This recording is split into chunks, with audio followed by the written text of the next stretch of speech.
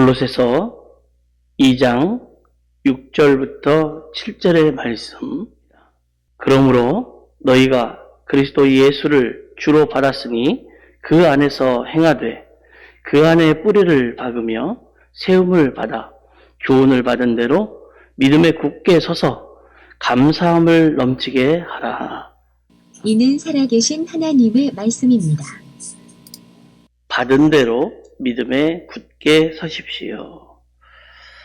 하나님의 은혜와 평강이 여러분과 늘 함께 하시기를 축원합니다.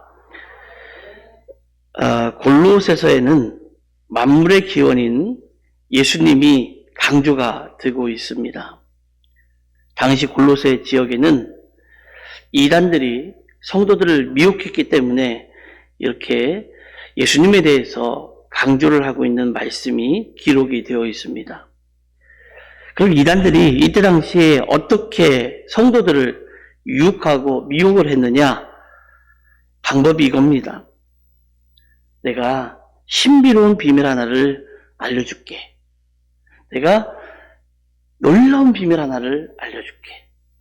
우리만이 알고 있는 성경 해석을 가르쳐줄게. 이렇게 신비로운 비밀을 알려주겠다라고 하면서 그들을 미혹했습니다. 옛날이나 지금이나 사람들은 이 비밀을 많이 알고 싶어 합니다. 진짜 많이 알고 싶어 합니다. 당시 이단들은 자기들만 아는 비밀이 있다고 했습니다.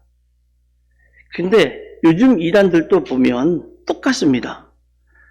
똑같이 우리만 아는 비밀이 있고 우리만의 성경 해석 방법이 있다 이렇게 말을 합니다. 이단들은 기존 교회가 성경을 잘못 가르치고 있다 이렇게 또 왜곡하고 있다 이렇게 이야기를 합니다. 물론 그런 경우도 분명 있습니다. 잘 가르쳐준다고 노력해도 안 되는 경우가 있고 잘못 가르쳐주는 경우도 있고 역사적인 거나 성경을 해석하는 방법에 따라서 조금씩 달라지기도 합니다.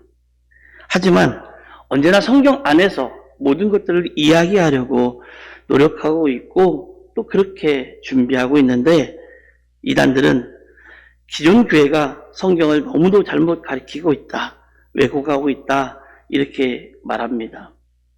그리고는 새로운 비밀을 알려주겠다라고 접근을 합니다. 그래서 그런가요? 그런 속임수에 넘어가는 사람들이 의외로 많습니다. 사실 또 그동안에 많은 교회들이 성경을 제대로, 예수님을 제대로, 하나님을 제대로, 성령님에 대해서 제대로, 은사에 대해서 제대로 이야기해 주지 못한 경우가 많은 것은 사실이에요. 하지만 새로운 비밀을 알려주겠다고 하는 그 속임수에 넘어가는 사람들이 의외로 많다라는 겁니다. 성경 말씀에는 다른 비밀, 다른 복음 이런 건 없다라고 분명히 가르치고 있습니다. 골로새서에는 비밀이라는 단어가 총 6번이 나옵니다. 그리고 그 비밀은 예수님이라고 얘기를 합니다. 골로새서 1장 26절로 27절의 말씀을 새 번역 성경으로 읽어드리겠습니다. 이 비밀은 영원전부터 모든 세대에게 감추어져 있었는데 지금은 그 성도들에게 드러났습니다. 하나님께서는 이방 사람 가운데 나타난 이 비밀의 영광이 얼마나 풍성한지를 성도들에게 알리려고 하셨습니다. 이 비밀은 여러분 안에 계신 그리스도요 곧 영광의 소망입니다. 라고 기록합니다. 감추어졌던 비밀이 예수 그리스도다. 그 비밀이었던 예수님께서 사람의 몸을 입고 이 땅에 오시는 놀라운 역사, 놀라운 기적과 같은 일들이 벌어졌다. 이것을 믿고 따르는 것이 기독교입니다. 그러니 다른 비밀이 없나? 새로운 것이 없나? 이렇게 두리번거릴 필요가 굳이 없습니다. 골로새서 2장 3절 말씀을 다시 새 번역 성경으로 읽어드립니다. 그리스도 안에는 모든 지혜와 지식의 부하가 감추어져 있습니다. 그리스도 안에는 모든 지혜와 모든 지식이겠죠? 근데 모든 지혜와 지식의 부하가 감추어져 있다라고 이야기합니다. 비밀이신 그 예수님 안에 세상의 모든 지혜, 세상의 모든 지식이 감추어져 있다라고 얘기합니다. 그러므로 우리는 예수님을 더 알려고 해야 하고 더 예수님 안에 머물러 있어서 살려고 해야 되는 거예요. 6절 말씀을 오늘 본문 말씀인 6절 말씀을 보십시오. 그러므로 여러분이 그리스도 예수를 주님으로 받아들였으니 그분 안에서 살아가십시오. 여기서 그리스도 예수를 주로 받았다라는 것은 예수님이 구원자로 오셨고 예수님을 믿으면 멸망하지 않지만 또 예수님을 믿으면 영생의 복을 얻는다 이런 말을 하고 있는 겁니다. 여러분도 예수님을 누구라고 고백하십니까? 여러분이 예수님을 고백할 때 예수님을 누구라고 고백하시나요? 우리는 예수님을 주라고 고백합니다. 이 말은 주인이라는 얘기예요. 하나님을 예배하는 이유, 교회에 다니는 이유, 신앙생활을 하는 이유, 다 구원받았기 때문이에요. 천국을 보장받았기 때문입니다. 예수님을 믿는데도, 신앙생활을 하는데도 자신이 구원받은 사람임을 모르면 자기가 누구인지, 어떤 사람인지 자기 정체를 모르고 사는 사람들이 의외로 많습니다. 예수 믿은 것 같은데 예수님을 모르고 살아가고 예배를 하는데 예배가 어떤 건지도 이해가 안 되고 이 시간이 괜히 아깝기만 하고 내가 구원받은 것인지 모르고 늘 흔들리는 사람들이 많아요. 왜? 예수님을 주로 내 속에 모시지 않았기 때문에 그래요. 예수님을 주로 받아 복받은 사람은 6절에 그분 안에서 살아간다 이렇게 말합니다. 예수님을 내게로 내가 받은 사람은 복 있는 사람인데 그분 안에서 살아가는 거예요. 여러분 우리가 일주일 동안 예수님 이야기를 몇 번이나 하고 살아갑니까? 여러분 어제는 예수님 이야기를 얼만큼 하고 살아가 보셨습니까? 가족끼리의 대화 안에서 친구들과의 대화 안에서 또는 직장과 사람들을 만나는 사이 안에서 예수님 이야기를 얼마나 하셨습니까?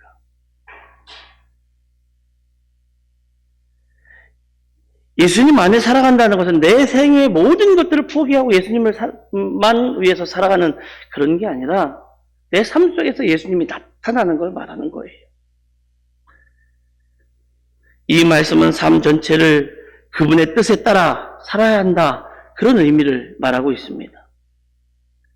변함없이 한결같이 언제 어디서나 예수님 통치 아래 예수님을 주인으로 삼고 예수님의 뜻에 따라 살아가야 한다는 말입니다. 여러분 지금 마음속에 여러분의 마음을 지배하고 있는 게 뭘까요? 그냥 쉬려고 좀 앉아있거나 또는 평상시에 늘 이렇게 머릿속에서 늘 생각나는 그래서 여러분의 마음을 지배하고 있는 게 뭘까요? 여러분 가슴속에 여러분을 움직이게 하는 게 뭐예요? 왠지 그것만 생각하면 기분이 좋아지고 뭔가 활력이 좀 솟고 그런 게 뭐가 있습니까? 여러분의 머릿속에는 뭐가 꽉 차 있습니까? 돈? 아니면 명예? 여러분 머리와 가슴과 여러분의 삶 속에서 여러분의 마음을 지배하고 있는 것들이 돈이라면 돈이 여러분을 지배하고 있는 거예요. 명예? 그럼 명예가 여러분을 지배하고 있는 거예요.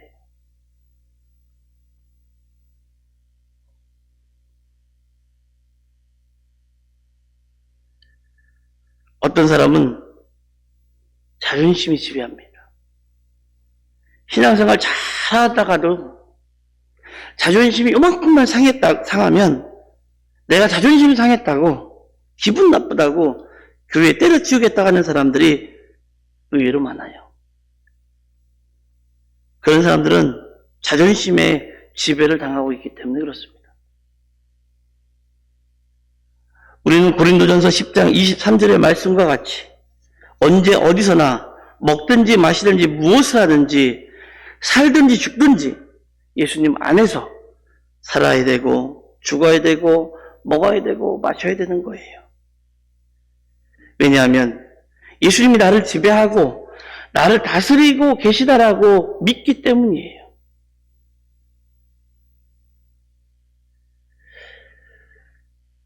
또한 갈라디아서 2장 20절의 말씀과 같이 예수님 안에 살려면, 예수님의 통치 아래 살려면, 예수님 뜻을 따라서 살려면 먼저 내가 예수님과 함께 십자가에 못 박혀야 합니다. 이 말은 내 자아가 죽어야 된다는 뜻이에요. 내 뜻, 내 생각, 내 의지, 내 감정, 내 판단을 내려놓아야 한다는 말입니다. 이제는 예수님이 내 주인이기 때문에 예수님이 원하시는 대로, 예수님이 뜻대로 그렇게 해야 한다는 말이에요. 종종 혼자 사는 사람들과 만날 일이 있어서 만나서 이야기를 하고 또 거기 잠시 머물러 있다 보면 잠깐 만나면 기분이 좋습니다. 근데 시간이 조금만 지나면 둘 다 불편해요. 혼자 살았기 때문에. 혼자 살다가 누군가랑 같이 살려고 하면 불편한 것이 너무도 많습니다.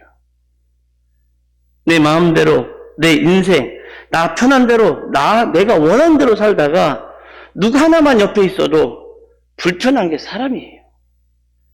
그런데 예수님을 내 마음에 모시고 살려면 얼마나 어렵겠습니까? 그동안은 예수님 없이도 너무 잘 살았습니다. 그동안은 예수님이 없어도 결정도 잘했고 예수님 없이도 모든 일들을 너무도 잘했는데 이젠 예수님이 들어오셔서 그분이 내 주인이 되시니까 얼마나 불편하고 어렵겠습니까? 그렇지만 예수님이 주인이 되시면, 내 삶의 주인이 되시면 삶이 간결해집니다. 쉽단 말이에요. 이것저것 복잡하게 생각할 것이 없습니다. 그냥 갈 길 가면 되고, 주님이 원하시는 일 하면 되고, 주님이 기뻐하시는 일을 기뻐하지 않으시는 일들을 하지 않으면 되는 거예요. 삶이 복잡한 것은 주님을 내 주인으로 모시지 못하고 있다는 또 하나의 증거이기도 합니다.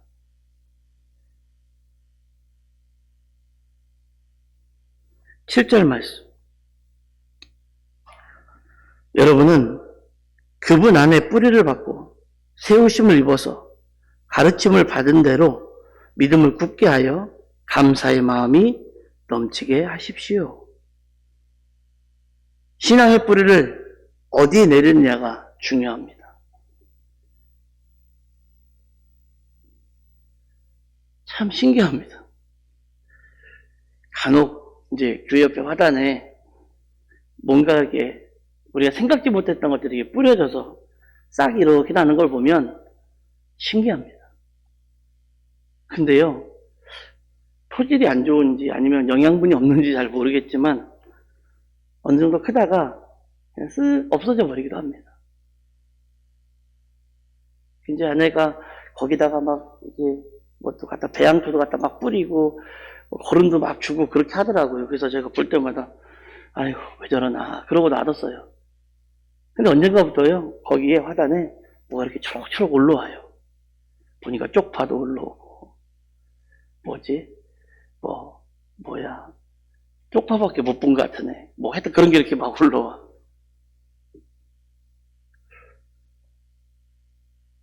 만약에 그런 것들이 콘크리트 위에다가 딱 뿌려졌다면, 돌바짝 위에 뿌려졌다면 어떤 일들이 벌어졌을까요? 신앙도 똑같아요.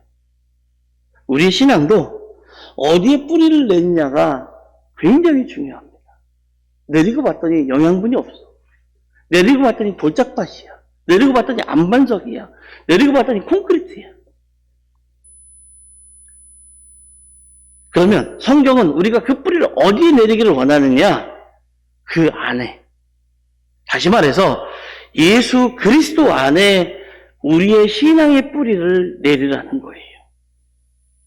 예수님께 깊게 내린 신앙의 뿌리를 가진 사람은 어떤 일이 있어도요, 누가 뭐래도요, 넘어지지 않습니다. 뽑히지도 않아요. 흔들릴 수는 있을 거예요. 그러나 넘어지거나 뽑히지는 않습니다. 손가락질을 당해도, 가슴 찌르는 소리를 들어도 예수님께 깊이 뿌리내린 신앙은 견고하게 서 있는 거예요. 물론 믿음 좋은 사람이라도 마음 상하는 일에, 가슴 아프게 하는 말에 흔들려서 휘청거릴 수 있어요. 그러나 뿌리를 깊게 박혀있기 때문에 결국 그 자리를 든든하게 지키는 거예요. 누군가 여러분에게 마음 아픈 이야기를 하고 손가락질을 하고 눈물 나게 하더라도, 그래, 흔들어라, 재미있네, 오히려 이것을 이렇게 즐기는 여유를 가지고 사십시오. 그리고는 그렇게 생각하면 좋을 것 같습니다. 내가 잘나서, 내가 잘생겨서, 저 정도면 잘생기지 않았나요? 잘생겨서, 예뻐서, 배 아파서 그러는 거라고 생각해 보시면 어떨까요? 그럼 어떤 마음이 들기 시작하느냐면 그 사람이 불쌍해 보이기 시작합니다. 불쌍히 여겨져요. 불쌍히 여겨질 때는 어떤 일들이 벌어지느냐면 그 사람을 위해서 무릎을 꿇게 되고 기도하게 돼요.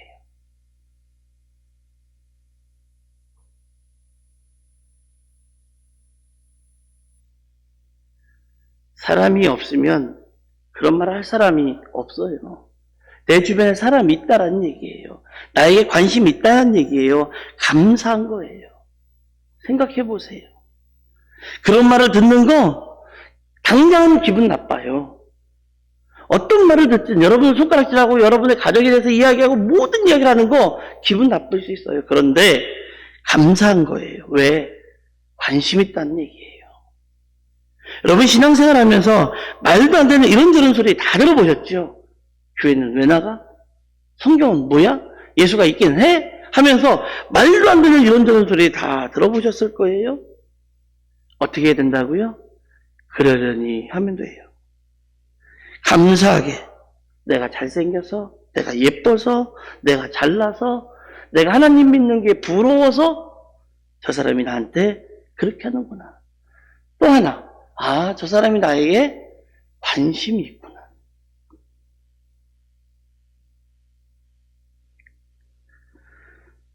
요즘은 예수님께 뿌리내리기가 쉽지 않은 시대에 우리가 살고 있습니다. 우리의 믿음을 흔드는 사람, 또 흔드는 일이 정말 많아요. 워낙에 큰 나무는 감히 못 건드리고 이게 밑에서 팍팍팍팍 긁기만 하지만 잠시 흔들려도 거목은 그 자리에 서 있거든요. 우리는 그런 거목과 같이 큰 사람, 큰 나무, 큰 믿음의 사람들이 되어야 하는 겁니다. 예수 그리스도 안에서 믿음의 뿌리를 깊이 내리고 유동함이 없는 큰 믿음의 사람이 되어야 되는 거예요. 시편 1편 3절 말씀. 그는 시냇가에 심은 나무가 철 따라 열매를 맺으며 그 잎이 시들지 아니함 같으니 하는 일마다 잘 될 것이다. 요한복음 15장 6절과 7절의 말씀. 사람이 내 안에 머물러 있지 아니하면 그는 쓸모없는 가지처럼 버림을 받아서 말라버린다. 사람들이 그것을 모아다가 불에 던져서 태워버린다. 너희가 내 안에 머물러 있고 내 말이 너희 안에 머물러 있으면 너희가 무엇을 구하든지 다 그대로 이루어질 것이다. 예수님의 말씀이에요. 예수님 안에 거하는 것이야말로 형통한 삶의 비결입니다. 우리가 적어도 하나님을 믿고 십자가를 고난의 상징과 구원의 푸시로 우리가 가지고 살아가는 사람들입니다. 십자가를 보면 예수님이 늘 보이는 사람들입니다. 십자가의 모습이 어떤 모양이죠? 세로와 가로로 만들어진 모양이에요. 저는 십자가를 볼 때마다 늘 그런 생각이 듭니다. 사자성어의 만사형통이라는 것이 십자가가 아닌가 싶습니다. 너무 기복적으로 해석하는 건지는 모르겠습니다. 그렇지만 이렇게 생각합니다. 하나님과 내가 좋은 교제로 만나면 사람과 사람 사이에서도 좋은 교제가 이어지고 하나님과 내가 만난 사람과 사람이 만난 것이 이루어진 것이 만사형통이라고 저는 생각을 하고 살아갑니다. 그러면 그 십자가 가운데 늘 그것을 바라보며 사는 우리는 하나님 안에서 모든 것이 이루어질 거라고 믿는다면 어떻게 살아가야 될까요? 지금까지 제가 뿌리를 깊게 내려야 된다라고 말씀을 드렸습니다. 그래야 흔들리지 않는다라고 말씀을 드렸어요. 근데 한 가지가 더 있습니다. 우리가 하나님 안에서 깊은 뿌리를 내렸다면 이제부터는 넓게도 퍼져나가야 되는 거예요. 뿌리를 깊게 내리는 것도 중요한 것처럼 넓게 퍼져나가는 것도 중요한 거예요. 이것을 신앙적으로 보면 나와 하나님과의 관계도 중요하지만 신앙의 동료들과의 관계도 중요하다는 것을 알 수 있습니다. 뿐만 아니라 신앙생활하는 사람과 신앙생활을 하지 않는 비그리스도인과의 관계도 중요하다는 것을 알 수가 있어요. 종종 이런 분을 만납니다. 나는 목사도 필요 없고 교인도 필요 없고 나는 예수님만 바라보고 교회 다녀. 그러는 분들이 계세요. 맞아요. 예수님께 시선을 두고 신앙생활을 해야 됩니다. 하지만 사람과 사람의 관계도 중요하다는 것을 잊지 마십시오. 그래서 예수님께서 마태복음 22장 37절부터 40절에서 하나님에 대한 사랑과 이웃에 대한 사랑을 10계명을 2개로 요약해 놓은 말씀에 대해서 언급하신 것을 우리는 기억해야 됩니다. 예수님 안에 뿌리를 깊게 내릴 뿐만 아니라 사람과 사람 사이에 얽힌 뿌리도 넓게 퍼뜨려야 됩니다. 그러면 어떻게 해야 되느냐? 우리는 감사함이 넘치게 해야 됩니다. 7절 마지막 부분입니다. 오늘 골로새서 2장 7절 마지막 부분. 감사의 마음이 넘치게 하십시오. 우리 성경에는 감사함을 넘치게 하라 이렇게 되어 있습니다. 예수 안에서 행하고 뿌리를 내리면 물이 넘쳐 흐르듯 감사를 넘치게 되는 거예요. 고린도전서 15장 58절의 말씀과 같이 우리가 견실하며 흔들리지 않는 믿음을 가지면 범사에 감사하며 살면 항상 주의 일에 힘쓰려고 애쓰면 그 수고가 헛되지 않는다라고 했습니다. 여러분, 신앙생활 하면서 하게 되는 수고, 신앙생활 하면서 흘린 땀, 신앙생활 하면서 때로는 당하는 이런 무시, 외면, 또 아무도 알아주는 것 같지 않아도 그 모든 수고는 전혀 헛되지 않다는 것을 꼭 기억하십시오.